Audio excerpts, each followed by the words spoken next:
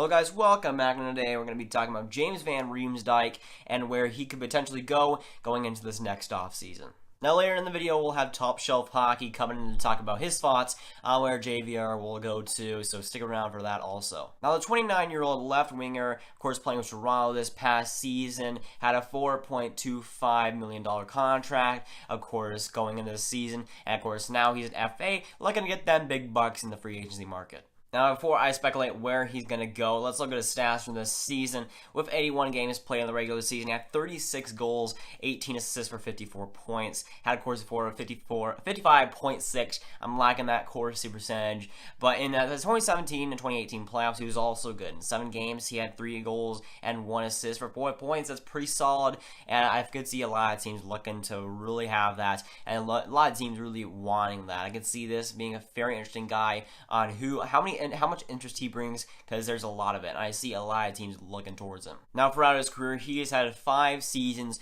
where he's posted over 20 goals, and that's pretty consistent. And of course, another reason why some teams are going to be very interested in him. Now let's just get this out of the way. The goal totals, they do look shiny, but JVR is really that one-trick pony, and I think a lot of these fans actually say that too. He's just a goal scorer. He makes a lot of goals, and that's the thing. If you want your team to score goals, he's going to definitely help you, but he's a one-trick pony. He's not going to do much else for you. If you want goals, then he's going to give it to you, but if you're expecting anything else from him, you're going to be sorely disappointed. He lacks defensibility. He lacks discipline. He lacks just overall the playmaking. He lacks the defense as well. He's just a one-trick pony. If you're expecting anything else from him, especially if you're a fan of the team that he goes to, you're going to be very, very disappointed with that. Now, with JVR, that's the thing that got him that good. That's the thing that got into the NHL, was just scoring goals. And yeah, that's one of the most important things in the game. In fact, scoring goals is what wins you games. But sometimes you need a little bit more of a balanced player. And for a team that's going to get him, that's something that you got to keep aware of, is he's not going to do too much other than score. So you might want to put somebody else on his line that can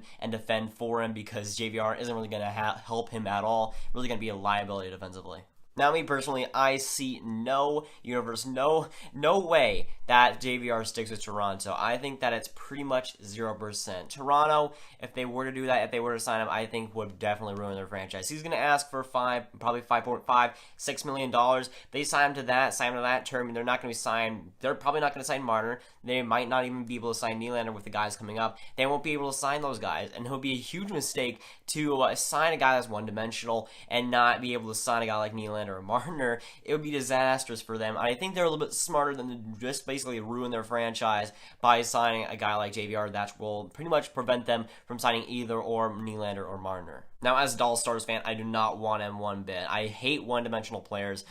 This team really needs a guy that is both two-way and can do a lot of stuff on the ice. I mean, we need a guy that's impactful and can play defensively on his own. It's like we need both. We need help on both sides of the ice, not just offensively, not just defensively. We need help on both sides, and JVR is not going to do that. He's going to score the goals, yeah, for sure, but he's not going to help us in that way. For me, as a Dallas Stars fan, I just stay far, far away. Now, for the other teams, where do I think, realistically, that I could go? I'm going to start with the Calgary Flames, and while they do need winger help, they don't have a lot of cap space, so it will be a little bit trickier for them, but I do think that they could use a top 6 guy that can score goals. That's something that they were kind of missing back in the last season, was somebody that could just get and impact goals and could get that done. So Calgary could look into that.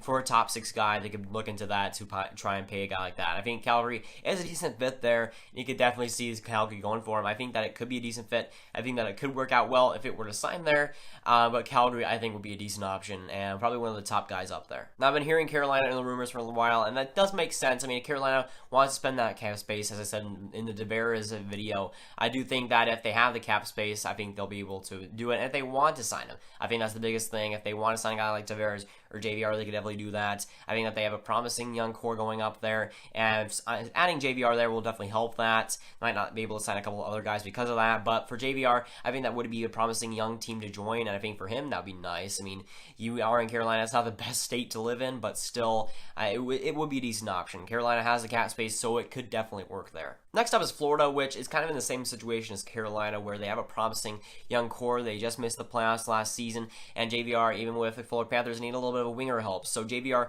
would help them that way, and it is a little bit better fit. It is kind of like Carolina. I'd say that both teams are pretty similar in that way of a team that would need JVR. They have the cap space 2, and it would be able to fit there. I'm not going to say that's the best fit there for sure, but JVR, I wouldn't be surprised if Florida was going after him, and if JVR eventually signs there. Now, Edmonton, I've been hearing a lot about, and if Edmonton signs, I don't know what they're doing, because honestly, he's not a guy that they really need. They need a lot more defensive guys. They do not need more one-dimensional players. They just do not need that. They need more all-around guys that can help them, and JVR is going to want $5 million, $6 million, and that's not going to help their cap. They already signed Lucic. It's not going to really help them to go on another deal that'll get them in the mud, get them stuck in the mud for the years to come. They don't need that, and obviously, JVR, it could be a lot better on other teams, but for Edmonton, I just don't think it'll work out at all. Now, last thing I'm going to mention here is the New Jersey Devils, and I think that's the best fit for JVR. JVR was born in New Jersey, so he has a little bit of hometown connection there.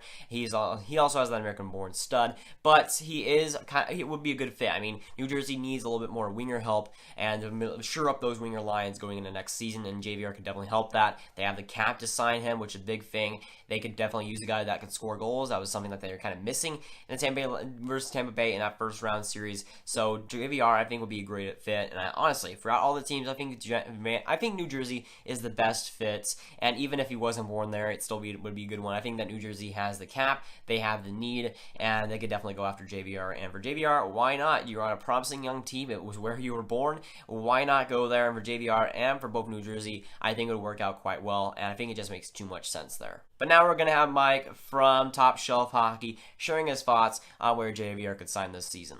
Hey everyone, and thanks for having me on Graviteh. Greatly appreciate the opportunity to speak here on your channel and give my thoughts on the situation with JVR and where might he sign this summer. Now, for those of you who aren't familiar with me, my name is Mike and I'm from Top Shelf Hockey. If you haven't checked out our channel before, I hope you come over and give us a chance. We cover all 31 teams and we cover all aspects of the NHL. So if you're a huge hockey fan, I'm pretty sure you'll love our content. So I hope you check it out. Now, as JVR, where's he going to go? What teams are going to be interested in him this summer? Is he going to stay with the Toronto Maple Leafs? I don't think he's going to myself. Personally, I think if the Leafs were going to re-sign this guy, I think it would have happened by now. There was talk that he may take a hometown discount, but really, I think with all the young superstars they've got coming up and all the contract extensions they need to work on, I think that there's likely just not going to be enough funds in the bank left to pay JVR what he's really worth. Not to mention they really need some upgrades in the back end on their decor as well. So I think that they'd be better off going a different route and probably letting JVR walk, unfortunately for them. So where else could he go? I think there's about 3 or 4 teams that are going to have the cap space and need a guy just like JVR who could score lots of goals.